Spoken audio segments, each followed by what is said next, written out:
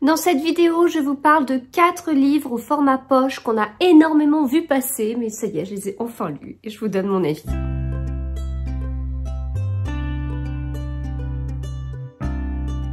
Bonjour à tous, j'espère que vous allez bien. On se retrouve dans cette vidéo enfin après plein de vidéos sur les sorties littéraires. Je viens vous parler de livres en format poche, sortis pas tous récemment, certains oui, mais d'autres non. En tout cas, ce sont des livres qu'on a beaucoup vu passer, notamment sur les réseaux sociaux ou tout simplement que vous voyez sur les tables des librairies assez mis en avant. Et je peux vous dire que je comprends pourquoi. Parce que ce sont 4 lectures que j'ai aimées. Je les ai pas tous énormément adorés. On n'est pas sur 4 coups de cœur non plus. Mais je les ai trouvés bons, très bons. Et je vais vous en parler. Alors, nous avons La femme de ménage de Freida McFadden, qui est un thriller psychologique domestique. On a ce livre de Guillaume Musso, je continue à me mettre petit à petit à jour chez cet auteur, certainement l'un de mes préférés. L'héritage d'Esté de Soraya Lane, que je vais vous en parler, pardon. J'avais vraiment hâte de le lire puisque j'avais tellement vu passer ce livre et je vois notamment le suivant aussi beaucoup sur les réseaux. Et puis ce polar nordique, pareil, je l'avais énormément vu passer, Une écharpe dans la neige de Vicky Casten. Décidément, je bafouille aujourd'hui et il est trop bien. Il est trop bien. Voilà, c'est le programme de cet épisode. J'espère que ça va vous plaire. Vous pouvez bien vous installer avec un petit thé. Alors la dernière fois vous m'avez dit, l'avant-dernière fois vous m'avez dit ce que vous faisiez pendant que vous regardiez mes vidéos. Donc installez-vous bien, cuisinez bien, faites bien de la couture, bon sport, bon trajet en voiture et puis c'est parti. Et je commence avec un livre peut-être celui qui a été le plus lu parmi la sélection, La jeune fille et la nuit de Guillaume Musso, avec cette couverture chez Livres de Poche qui est toute, vous voyez, toute, je sais pas comment dire. Moi j'ai l'impression que c'est un tronc d'arbre en fait. Ça fait du bruit. Alors, les Guillaume Musso sont des livres écrits gros. On a très peu de mots par page et au final, on se retrouve avec un livre qui dépasse les 530-540 pages. Non, 540, alors juste 540 pages, qui atteint juste 540 pages, mais ça se lit super vite puisque les pages sont très peu remplies. Juste, on a parfois des pages blanches. Voilà. C'est sûrement l'un de mes Guillaume Musso préférés. En fait, là, on est dans la phase où Guillaume Musso est parti vraiment vers du polar. Alors, certes, c'est pas du polar où vous allez retrouver des scènes de crime horriblement sanglantes, etc. Mais en même temps, je suis pas sûre que tout le monde aime ce style de scène de crime, mais on n'est pas sur ce style de polar. Voilà. En même temps, il y a une petite tache là. Petite tache de sang. Mais pour moi, c'est vraiment du polar quand même. Hein. C'est pas... regardez, j'adore bien Agatha Christie et pourtant, on n'est pas sur des scènes de crime horribles. Hein. Mais là, oui, on est sur du polar. On est sur du polar. Et là, il avait écrit toute une série avec des écrivains. Alors, c'est pas forcément les mêmes écrivains, etc. C'est pas forcément des suites. Et en l'occurrence, on a un écrivain. C'est lui qui raconte l'histoire à la première personne. On a des allers-retours dans le passé sur des petites scènes. En fait, c'est un livre qui se passe sur la Côte d'Azur. Le livre se passe en 2017, mais il va remémorer dans l'esprit de certains des événements qui se sont passés au début des années 90. Donc, on a un écrivain, ce que moi j'apprécie beaucoup, et il y a autre chose que j'aime beaucoup, ce qui peut paraître très bizarre, c'est quand l'histoire se passe entre autres sur un campus ou avec des étudiants. Alors, attention, quand je dis ça, je ne dis pas que j'adore suivre des soirées étudiantes avec plein de substances illicites, avec de l'alcool, avec d'autres choses et tout ça et tout ça. C'est pas ça qui m'intéresse quand je dis que j'aime bien voir, lire des livres qui se passent avec un côté étudiant. Non, moi j'aime bien voir les étudiants quand ils vont au cours, etc. Enfin voilà, c'est bizarre ce que je vous dis, mais en fait j'ai en tête plusieurs livres qui se passent en partie ou totalement en fac ou autre, et j'ai bien aimé. Et en même temps, est-ce qu'on est vraiment sur des facs françaises ou facs américaines? Je crois qu'il y a eu un peu les deux quand même. Enfin bref, voilà. Donc au final, on est sur deux sujets que j'apprécie et là, bon, en l'occurrence, au début des années 90, il y a eu une élève qui a disparu, qui a priori s'est enfuie, mais on n'en sait pas plus que ça. On pense qu'elle s'est enfuie avec son prof de philo et on les a plus jamais revus. Voilà. Et donc en 2017, eh bien, on a notre fameux personnage principal qui est auteur, qui retrouve des amis de quand il était plus jeune, quand il était étudiant, et on va savoir réellement ce qui s'est passé avec ces deux personnages, enfin avec eh bien, cette fameuse étudiante qui a disparu et son prof de philo, enfin disparu, enfui. Officiellement, ils se sont enfuis. Et donc, on va en savoir plus. On va en savoir plus. Et assez progressivement. C'est-à-dire qu'on n'est pas sur un livre qui... enfin, on n'est pas sur une enquête avec un dénouement à la fin. Non. On est sur un livre avec des dénouements assez... Enfin, du coup, des retournements de situation assez réguliers. Enfin, il y a des choses qu'on va savoir très vite. Et en l'occurrence, si vous lisez la 4e, ça va déjà vous spoiler une partie du truc. De ce qui s'est passé... ce qui s'est passé pour notre fameux narrateur et certains de ses amis. Voilà, ce qu'ils ont pu faire. C'est hyper intéressant parce que, en fait, en ayant comme ça une sorte de... Enfin, le dénouement, en fait, l'explication globale, elle est énorme. Elle prendrait, peut-être, je vais pas dire la moitié du livre, mais elle prendrait une grosse partie. Et en fait, là, le choix de l'auteur de comme diviser ce dénouement et nous le mettre au compte-gouttes tout au long du livre jusqu'à arriver à un dénouement final un peu plus gros que ces petites gouttes parsemées, mais quand même moins important que si nous avait tout dit à la fin, et ben ça permet de vraiment rythmer la lecture et puis de surprendre le lecteur en même temps.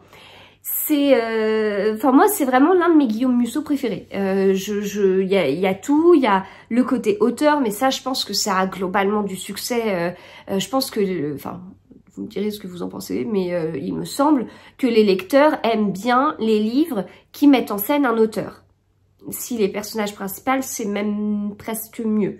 Voilà. Bon. À chacun son avis, mais moi je pense que c'est un peu le cas, et donc quand certains auteurs le font, je vais pas dire qu'ils sont sûrs que leur livre aura du succès, parce qu'il n'y a pas que ça, mais bon, c'est un petit critère, un petit quelque chose qui peut aider à ce que le livre attire, en tout cas.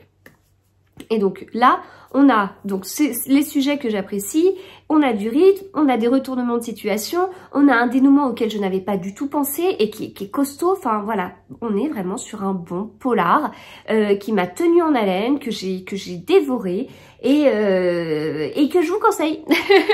Voilà, tout simplement, un polar que je vous conseille. Même si vous n'êtes pas très Guillaume Musso, franchement, c'est bien. Souvent, les gens, quand ils disent « je suis pas très Guillaume Musso », c'est parce qu'ils ont lu les 2-3 premiers Guillaume Musso, sauf que c'est vraiment un auteur qui a évolué au niveau du style. Et là, il arrive chez moi. Il arrive dans mon genre préféré, donc c'est trop bien. Voilà. Donc, c'était La jeune fille et la nuit de Guillaume Musso. Ensuite, La femme de ménage de Freida McFadden chez J'ai lu. Qu'est-ce qu'on a pu voir passer ce livre ? Il faisait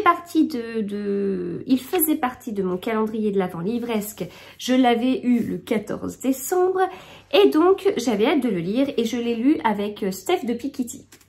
Voilà, c'est chouette. Alors, ce livre se lit bien. L'écriture, la traduction, je ne sais pas, j'ai encore eu des discussions hier sur l'importance de la traduction. Donc l'écriture ou l'autrice ou la traductrice écrit bien. et ce qui permet d'avoir donc écriture fluide, assez addictive. Et en fait on est... j'ai apprécié ma lecture. Alors là, si je vous parle du premier tiers, enfin de la première partie, j'ai apprécié ma lecture. J'y retournais avec beaucoup de plaisir. Il y avait un côté page turner, non pas est-ce qu'il va mourir, est-ce qu'il va mourir, mais plutôt oh c'est intéressant, j'aime bien cette histoire, oh j'aime bien les personnages, oh j'aime bien, oh c'est bizarre ça, oh voilà.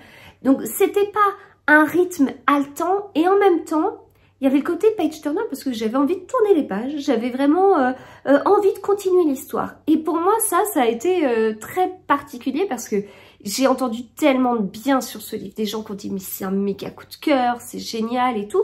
Et moi je l'ai lu, j'ai lu la première partie que je trouvais bien, voilà, pas extraordinaire mais que je trouvais bien, que je trouvais prenante sans arriver à dire pourquoi je trouvais ça prenant en fait. Je vous dis, je tournais les pages et tout, mais je pouvais pas vous dire, oh là là, quel suspense. Bah non, je savais pas du tout où on allait, je savais pas à quoi m'attendre, je savais pas si... non, j'en savais rien, je savais pas quel était vraiment le style du livre. Bon, on voit une sorte de thriller psychologique, voire domestique, il y a un petit côté Desperate Housewives, bon, ok, mais... j'avais hâte d'y retourner, je le lisais plutôt vite, mais j'étais incapable de dire pourquoi. Et donc ça m'a un peu dérangée parce que je me dis, bah voilà, on sent ce côté certainement thriller domestique, c'est un coup de cœur pour les gens, ouais mais est-ce que ceux qui ont cet avis-là lisent habituellement beaucoup de polars? Parce que oui, c'est globalement addictif, parce que on est globalement bien dans l'histoire, mais c'est pas non plus un Cédric Cyr où on a l'impression, enfin où on suit, oui, on suit une course-poursuite, on est, c'est pas où on se dit tiens quel personnage va mourir, enfin non, c'était vraiment très soft par rapport à tout ça. Donc en fait, bien dans ma lecture, j'avançais bien et en même temps mitigée, beaucoup d'interrogations. Et puis on a changé de partie. Et puis on a eu des retournements de situation. Et là je me suis dit, ah ouais quand même. Ah oui, je comprends. Oui, effectivement je comprends. J'ai été bluffée à plusieurs reprises. Il y a vraiment des choses que j'ai pas vu venir du tout. Comme je vous dis, il n'est pas excellent, mais il fait largement le job. Et j'ai hâte de lire la suite. Enfin, je le trouve comme un excellent premier tome, comme une excellente mise en place d'une série. Et maintenant, je veux voir ce qui va se passer par la suite. Mais voilà, il y a eu des scènes assez marquantes, il y a eu des moments vraiment prenants. Et puis les thrillers domestiques, ça reste un domaine que moi j'aime beaucoup. Enfin, j'aime beaucoup le côté une fois que la porte d'une maison est fermée, on ne sait pas ce qui se passe. J'ai des voisins comme tout le monde, et en fait j'ai forcément des sortes d'a priori, des choses où je me dis mais c'est pas possible, et alors qu'en fait je ne sais pas ce qui se passe chez eux, enfin je sais pas du tout. Donc du coup j'ai trouvé bien, mais sans être un coup de cœur. Donc je me suis dit peut-être que je lis trop de polars, et du coup là ce qu'on voit c'est un côté un peu, bon, on n'est pas quand même sur du feel good, mais c'est un livre qui se lit bien comme un livre de littérature blanche au début, et il dévie, et j'aime bien qu'il dévie, et en déviant il arrive vers mon genre préféré, et donc c'est... Enfin, ce que je veux dire, c'est pas que c'est bon, c'est du déjà vu ou je sais pas quoi, c'est pas ça. Mais c'est que, ouais, c'est vrai qu'il était bien, mais dans cette catégorie-là, je connais des livres que je trouve un niveau au-dessus. Mais malgré tout, et donc la question que je me posais aussi, c'est est-ce que l'engouement est là parce que ce sont des gens qui sont allés dans ce livre sans savoir ce que c'était, alors que de mon côté, bon, je savais un peu que c'était un thriller, et du coup un peu peut-être surpris ou et agréablement surpris, et j'ai envie de dire des gens qui sont pas trop habitués au sujet, eh bien un livre comme ça peut être pas mal du tout. Voilà. Mais bien, très bien, j'ai adoré, mais c'est pas un coup de cœur, voilà. Elle est bizarre ma chronique. Voilà, bon, je dirai la suite en tout cas, les secrets de la femme de ménage, parce que la fin donne très envie de lire cette fameuse suite. Voilà. Je continue avec Une écharpe dans la neige de Vivek Asten, que j'avais reçu de livre de poche dans un colis l'année dernière, accompagné du 2e tome en grand format chez Albin Michel, je crois. J'adore les polars nordiques, vous le savez, j'ai organisé un challenge polar nordique cet été, c'était trop bien. Et j'avais pas trop vu passer cette autrice. Voilà. Sauf qu'en fait, quand j'ai commencé à lire ce livre, je l'ai lu en lecture commune avec Sophie du Café et des Livres.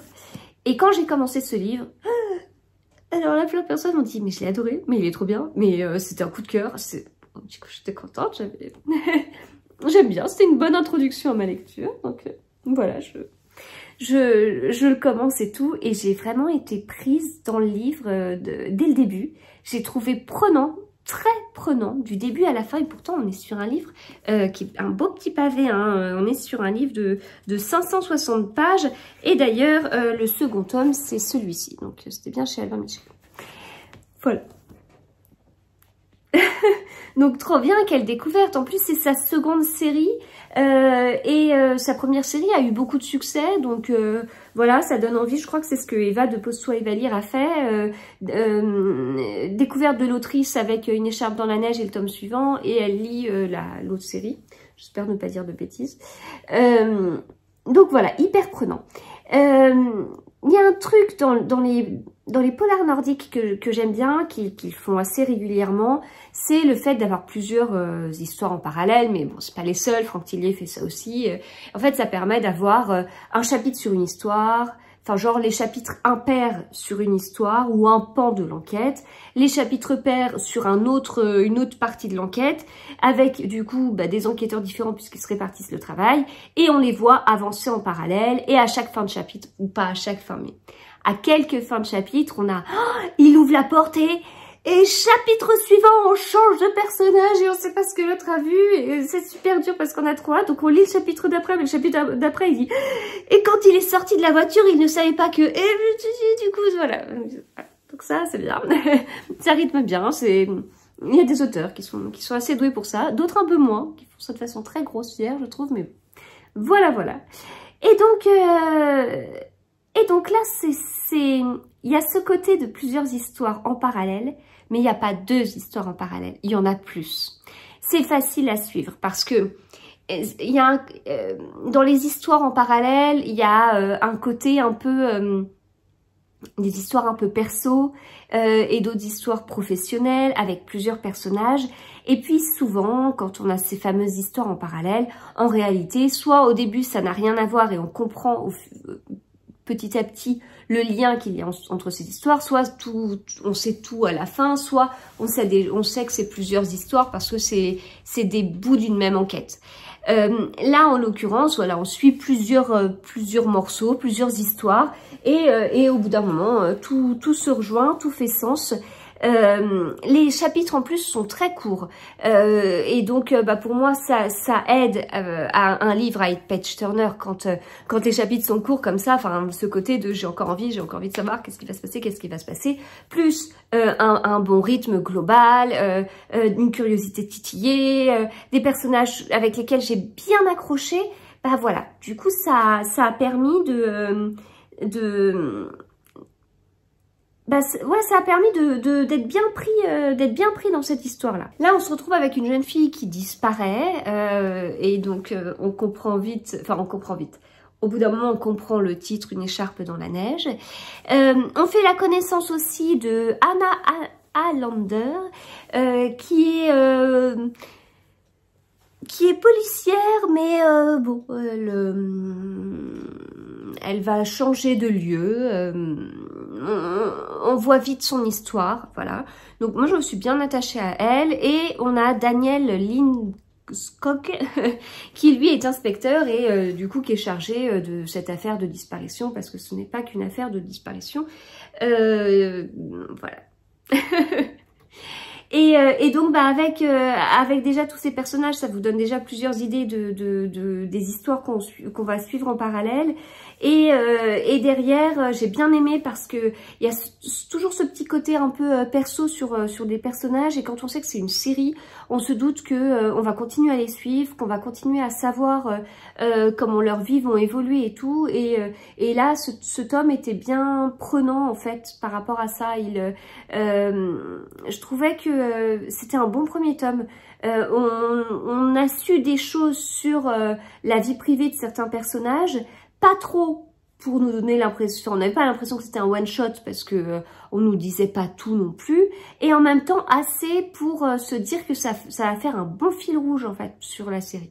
Donc voilà, puis on assiste à la rencontre du coup d'Anna Allender et de Daniel Lindskog. Voilà. C'est plus facile à lire qu'à prononcer. Voilà, donc très agréablement surprise, c'est juste excellent, c'est vraiment une super autrice de polar nordique, vraiment trop bien, trop bien. Et donc elle est suédoise, hein, Vive Casten. Et comme je disais, c'est pas sa première série, elle a déjà écrit d'autres choses. Voilà, donc c'était Une écharpe dans la neige. Et je vais terminer avec L'héritage d'Esté de Soraya Lane. Chaque fois, j'ai envie de l'appeler Sorayana. Non, Soraya Lane. Publié chez J'ai lu. Alors, ce livre, j'avais pas mal vu passer. Et puis, j'aime beaucoup cette couverture de chez J'ai lu. Il était chez City, je crois, en grand format. Mais j'aime bien cette couverture. J'aime vraiment bien cette couverture que J'ai lu a choisi. Je trouve qu'elle attire vraiment l'œil. J'aime beaucoup les couleurs. Donc j'avais hâte de lire ce livre. On est sur un premier tome d'une saga. Bon, moi quand je vois un peu la maison, le titre et tout, je me dis tiens, est-ce qu'on est sur un côté Downton Abbey, peut-être un côté Sept Sœurs qui me donnait cette impression par rapport à la couverture, par rapport à rapidement la 4e de couverture. Et en lisant les premières pages, je me suis dit, mais c'est pas possible.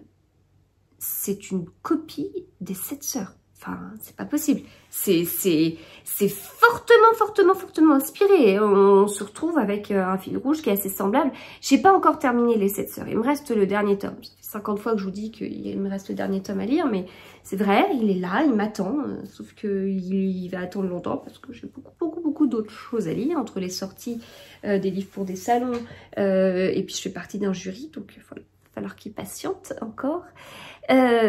Donc je peux pas vous dire tiens les Sept Sœurs je connais par cœur, je connais pas le dénouement encore, hein.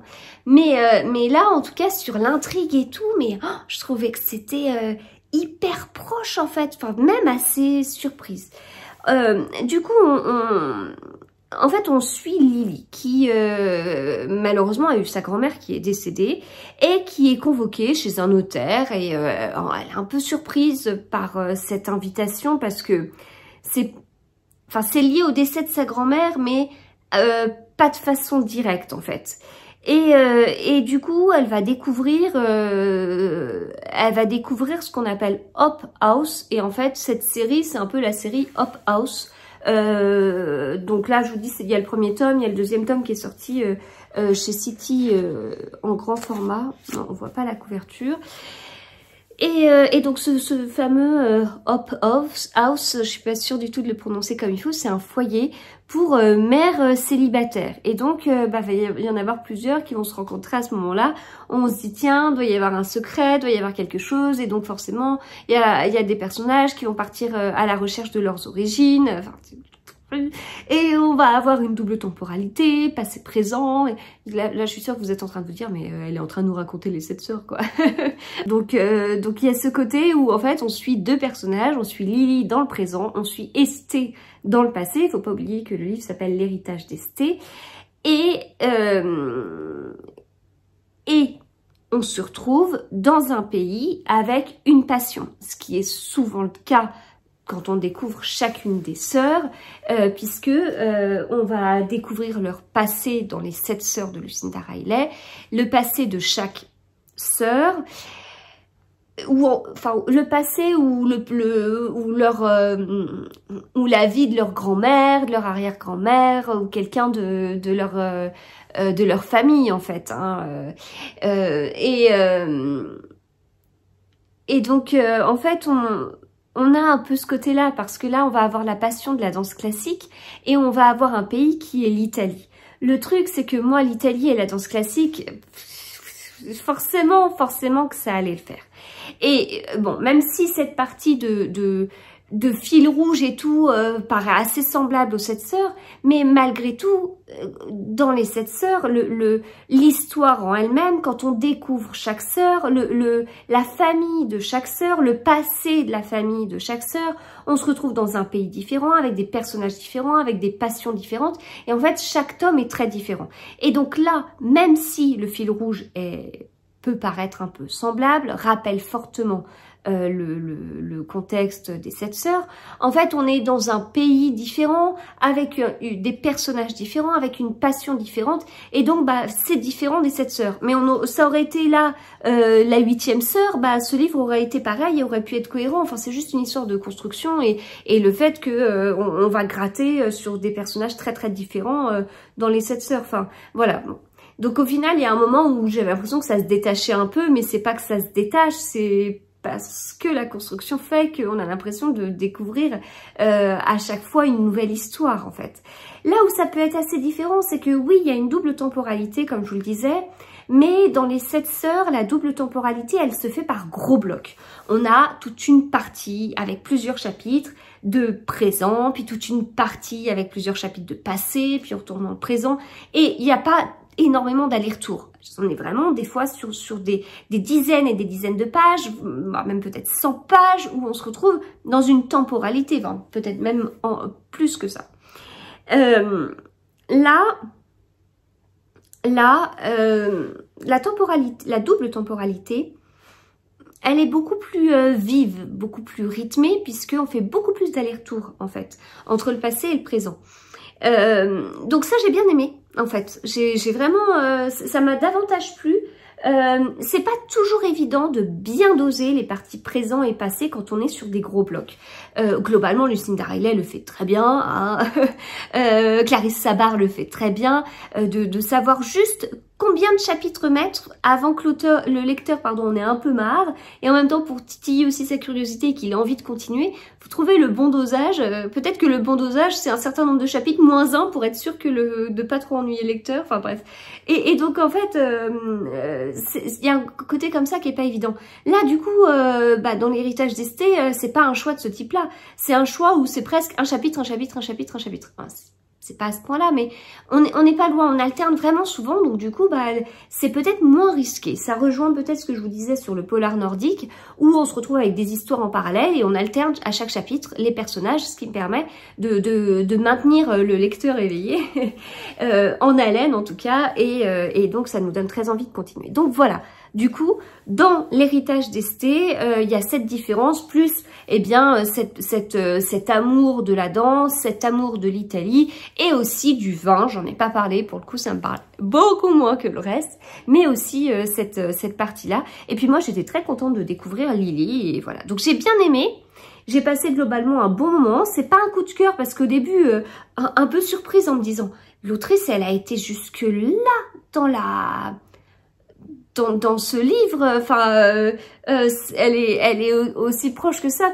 Quand j'ai dit, j'en ai parlé à mon mari au début, je lui dis, ça ressemble beaucoup. Il me dit, ah, elle a fait les 7 frères. J'ai dit, non, parce qu'on est vraiment peut-être sur 7 sœurs ou sur 7 femmes, quoi. Ah oui, oui. Donc bon, c'est un petit peu curieux. Après, il y a 2-3 petites choses qui m'ont gênée dans la lecture, notamment un passage, il y a une sacrée averse, notamment un passage où il y a un personnage qui dit que sa mère est décédée, et en fait, je sais pas, 1 ou 2 pages après, on a l'impression que c'est pas le cas.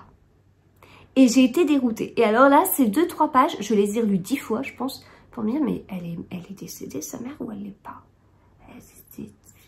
Voilà. Donc il y a des petites coquilles comme ça, et j'en ai parlé avec quelqu'un qui m'a dit, il y en a quand même pas mal des petites coquilles. Donc des fois, moi, prise dans l'histoire, je peux passer à côté des petites coquilles. Mais là, ça m'a bloquée parce que je me dis, mais j'ai mal lu le passage d'avant. La mère, elle n'était pas décédée. Ah bah si, elle est... Mais...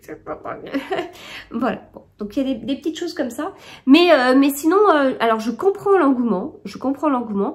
C'est pas un coup de cœur, mais c'est bien. Moi, j'ai bien aimé. Je l'ai globalement dévoré. Je l'ai lu en plus, vous savez, je distingue vraiment mes lectures entre les lectures de la semaine et les lectures de week-end, parce que j'ai plus de temps le week-end, donc je peux lire plus facilement des livres avec plus de pages. Moi, j'aime bien ne pas laisser trop mon livre. C'est-à-dire que parfois, je lis un livre d'un coup, et comme je lis un livre d'un coup et que mon livre, il est dans un coussin de lecture, comme je lis et je tricote en même temps, et bien du coup, quand mon livre il est dans le coussin de lecture, même si je me lève du canapé pour je ne sais quoi, mon livre reste dans le coussin de lecture, et quand je le lis en une journée, en fait, j'ai même pas le temps de mettre un marque-page dans le livre qu'il est déjà terminé. Moi, ça, c'est quelque chose que j'aime bien. Sauf que quand je travaille la semaine, je peux pas me lire un livre tous les soirs de la semaine. Sauf si je lis mes petits livres, j'en ai quelques-uns qu'est-ce que j'ai comme... j'ai en petits livres, j'ai un Amélie Cordonnier, j'ai un Philippe Besson, enfin voilà, il y a des livres qui sont courts comme ça, qui se lisent vite. Mais derrière, je peux pas tout le temps faire ça. Et là, je l'ai lu sur 2 soirs de la semaine, et donc après le travail et tout, et c'était agréable de lire ce livre à ces moments. Voilà. C'est le tome 1, et donc du coup, je dirais les suivants. Bon, je vais m'arrêter là. J'espère que cette vidéo vous a plu. N'hésitez pas à me dire si vous avez lu au moins l'un de ces livres et vos avis dessus, parce que c'est toujours intéressant. Surtout que je suis pas sûre d'avoir forcément les mêmes avis que tout le monde sur certains de ces livres. Je vous souhaite de très bons moments lecture, et on se retrouve très très vite. À bientôt.